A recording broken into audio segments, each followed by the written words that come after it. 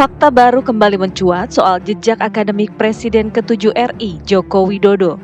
Mantan Menteri Pemuda dan Olahraga Roy Suryo mengungkapkan bahwa koran yang memuat pengumuman hasil ujian masuk proyek Perintis 1 UGM tertanggal 18 Juli 1980 telah disita Bareskrim Polri. Roy mempertanyakan dasar penyitaan edisi koran yang dianggapnya penting, yakni di bulan Juni, Juli, dan Agustus tersebut. Roy menyayangkan tindakan Bareskrim tersebut karena edisi koran Kedaulatan Rakyat itu bukan merupakan barang bukti tindak kejahatan. Kami menemukan bandel KR edisi tahun 1980. Tapi yang jahat, tim tidak menemukan edisi koran bulan Juni, Juli, Agustus khusus itu. Dikatakan ini gimana? Diambil Pak kemarin sama Bareskrim. Itu pernyataan staf perpustakaan daerah. Jejak akademik Jokowi terus diudak. Lalu sampai kapan polemik ijazah Jokowi akan berakhir? Tim TV One mengabarkan.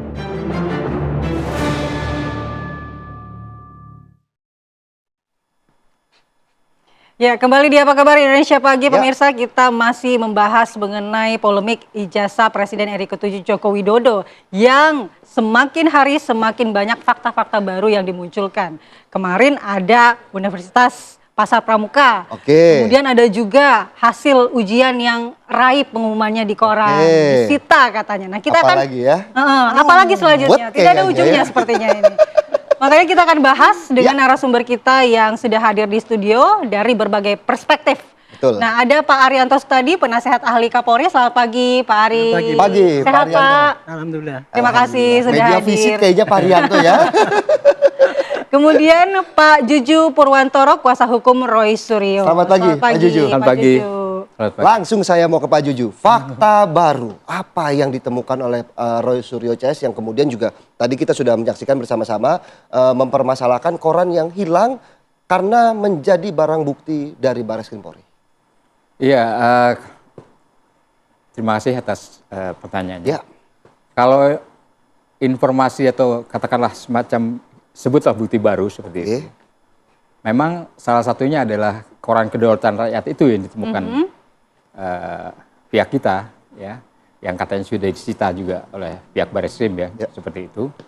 Itu memang di situ ditemukan bahwa menurut rekan-rekan kami, Roy Suryo itu di situ ada perbedaan, ya kan?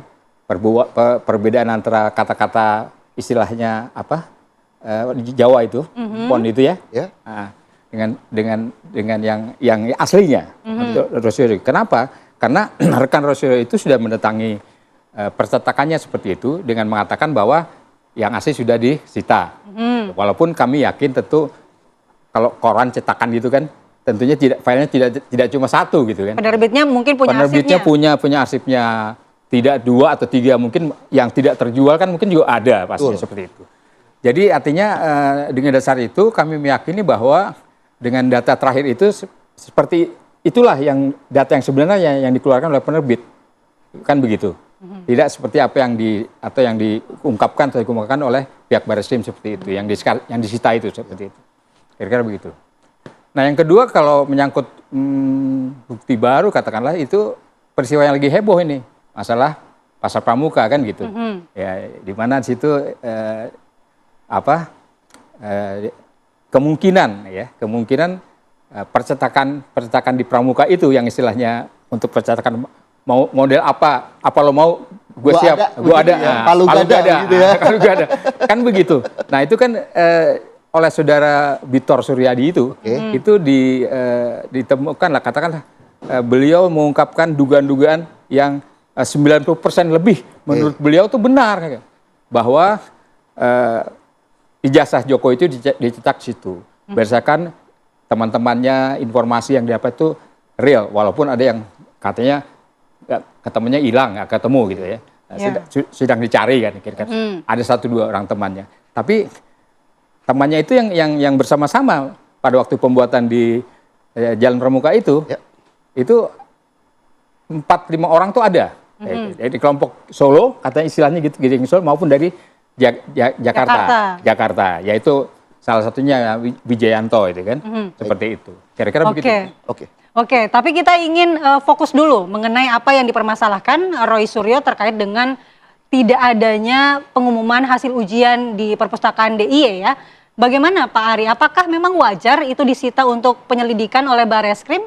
Kalau kata Roy Suryo itu kan bukan bukti kejahatan, jadi kenapa disita? Ya, itulah pendapatnya Pak Roy Suryo yang tidak tahu mengenai teori penyidikan. Menyita sesuatu itu adalah bagian daripada tindakan dalam penyidikan.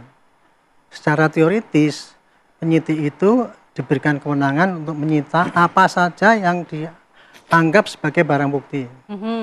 Barang bukti itu bisa alat, hasil kejahatan, apa-apa yang berkaitan dengan kejadian-kejadian yang diterangkan dalam tindak pidana itu. Nah, karena ini di sini adalah kan yang mau dibuktikan kan ini kan kepalsuan sesuatu dokumen gitu. Yeah. Secara teoritis kalau mau membuktikan skripsinya Pak Jokowi atau ijazahnya itu ya itu mesti ditelisik daripada siapa yang menerbitkan, siapa yang membuat kan gitu. Sama juga dengan itu tadi, berita-berita itu tadi. Ini beritanya apa kayak gini tapi diragukan apa tidak, kan dilihat sumbernya kan. Ya. Nah, itulah. Jadi barang-barang yang jadi saya ulangi, penyidikan penyitaan itu tergantung daripada pertimbangan penyidik. Apakah ini masuk dalam kategori barang bukti apa tidak? Ya. Itu penyidik yang akan menentukan. Kalau itu masuk, dia akan sita. Dan kemudian menyita itu pun tidak sebebas seenaknya sendiri penyidik itu. Karena pertanggungjawabannya ada, dia harus lapor pada hakim. Setelah menyita, dia pasti akan lapor pada hakim. Kalau barang-barang itu barang bergerak ya. Tapi kalau barang nggak bergerak, dia izin dulu pada hakim. Saya mau menyita rumah misalnya, baru keluar izin. Nah, kalau ini barang-barang bergerak itu, ya pasti disita. Kemudian setelah disita, dia bikin berita acara penyitaan, dan itu nanti akan dilaporkan pada hakim bahwa dia menyitanya itu. Itu nanti barang bukti itu memenuhi syarat untuk dijadikan barang bukti di pengadilan. Apakah akan dikembalikan pertanyaannya? Karena kan yang didesak oleh Roy Suryo CS bagaimana kemudian koran yang mengumumkan hasil ujian Pak Jokowi ini bisa diteliti mungkin ya oleh Roy Suryo CS? Ya kalau mau neliti silahkan aja, nggak apa-apa. Tapi sekarang ya barang bukti kalau udah disita, nanti itu akan disampaikan dalam persidangan. Baik. Nah disitulah nanti akan kelihatan lagi barang bukti ini. Kemudian nanti hakim setelah memutus barang bukti itu akan diapakan itu tergantung keputusan hakim. Ya. Itu. Kalau tadi Roy mengatakan bahwa dia mau minta kembali untuk diteliti itu, ya hak dia boleh saja, boleh saja, silakan aja kalau dia bisa ngambil barang itu untuk diteliti oleh dia kan gitu kan. Ini kalau saya boleh menerangkan ini ya, kenapa gonjang-ganjing itu jadi panjang sekali ya.